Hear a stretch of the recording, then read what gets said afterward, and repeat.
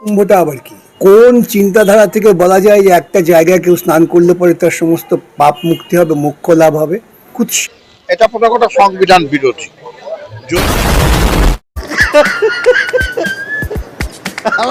কয় কি?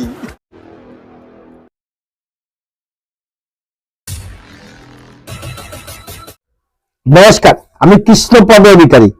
আমার ছোট্ট একটা ইউটিউবের চ্যানেল আছে, চ্যানেলটার নাম ডোনকেয়ার, ফেসবুক পেজ কৃষ্ণ কৃষ্ণ।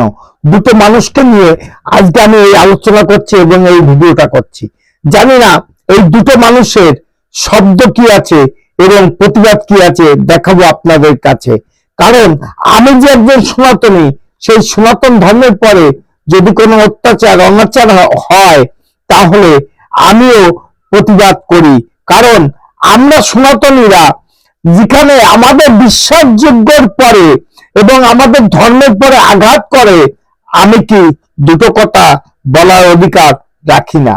রাখি, অবশ্যই রাখি। বিদায় সমস্ত সনাতন ধর্মের যত মানুষ আছে এবং যত ভক্তগণ আছে তাদের প্রতিনিধি হয়ে আমার এই ভিডিওটা বলবো, কথা উত্তর দেব যে সনাতন ধর্মকে নিয়ে যারা যে কুৎসিত ভাষায় আক্রমণ করছে, সমস্ত কুৎসিত ভাষার আক্রমণে প্রতিবাদ করার জন্য এবং উত্তর দেওয়ার জন্য আমার এই ভিডিওটা। অবশ্যই আমার সঙ্গে আপনারা সবাই একমত হবেন, কারণ আমি জানি সবার নিচে সবার পিছে আমি একজন অধম।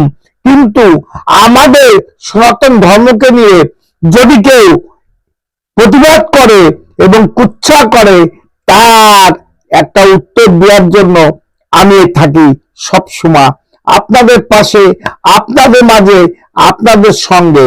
চলুন দেখা যাক যে সনাতন ধর্মকে নিয়ে কি কথাগুলো বললো, উত্তর আমি দেব একজন সনাতনী হয়ে। কথা না বাড়িয়ে দেখা যাক ভিডিওটা। আহমদের কথা শুনে আসি। যোগী আদিত্যনাথ নিজে কি ওইখানকার জল নিয়ে পান করে থাকবেন? না, তিনি তো অফিসে গিয়ে ঠান্ডা করে বসে বিসলেরি পান করবেন। এবং মহাকুম্ভটা আবার কি? কোন চিন্তাধারা থেকে বলা যায় যে একটা জায়গায় কেউ স্নান করলে পরে তার সমস্ত পাপ মুক্তি হবে, মোক্ষ লাভ হবে? কুৎসিত চিন্তা।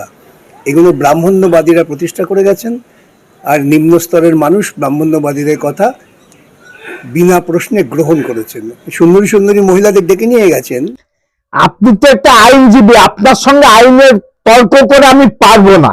এই যে কথাটা বললেন, সুন্দরী সুন্দরী মহিলা যে ডেকে নিয়ে গেছে, এবার আপনিও বলেছিলেন যে সেখানে স্নান করলে কি হয় না হয়। যুগী পান করেছিল কিনা জল জানি না, কিন্তু এখনো পর্যন্ত এই ভিডিও যখন করছি তখন থেকে হয়তোবা 50,000-এর উপরে লোক ওই জল পান করেছে। 50 কোটিও হতে পারে, তাতে কোনো ভুল হয় না। কারণ আপনার সংবিধানে কোথায় আছে গরুর মাংস খেয়ে আপনি প্রতিবাদ জানাচ্ছেন, আর আপনি নিজে সনাতন ধর্ম মানছেন, সনাতন ধর্মের কথা বলছে, ধিক্কার জানাচ্ছি। আমি একজন কঠোর সিপিএম, কারণ আমিও সিপিএম করতাম। যেদিন থেকে তাপসী মালির ঘটনাটা প্রকাশ্যে আসলো, সেদিন থেকে আমি সিপিএম কে ত্যাগ করলাম। নির্দল আমি একজন, ইচ্ছা হলে ভোট দিই, না হলে না দিই, কিন্তু ভোটের রাজনীতি একটা সনাতন ধর্মের পরে আপনি যে কথা বললেন, উত্তর আমি দিলাম। চলেন আরাক আহমদ কি বললো শুনে আসি। এটা প্রথমত সংবিধান বিরোধী। যদি ওটা ওটা কুম্ভ স্নান হয়তো কোনো অহিন্দু বা মুসলমান দেখতে তো আসতে পারে, অথবা কেউ একজন সুফি ধর্ম যদি বিশ্বাস করে বা একজন উদার নৈতিক মুসলমান তো চান করতে পারে, তার তো সে অধিকারটা আছে। ঠিকই বলেছেন আপনি, আপনার কথাটা ঠিকই আছে। মুসলমান চান করতে পারে, তার অধিকার আছে, তার অধিকারের পরে হস্তক্ষেপ করা হয়নি। আপনি জানেন না সোশ্যাল মিডিয়ায় কতটুকু থাকেন জানি না, কিন্তু আমিও বলছি যে মুসলমানরা ওখানে চান করেছে এবং পৃথিবীতে সবচেয়ে নামি দামি মুসলমান যারা আছে ওখানে চান করেছে। আপনি বলছেন সংবিধান বিরোধী। প্রশ্ন করে গেলাম, আপনি মক্কা শরীফে কখনো যেতে পারবেন কিনা আপনাকে প্রশ্ন করলাম।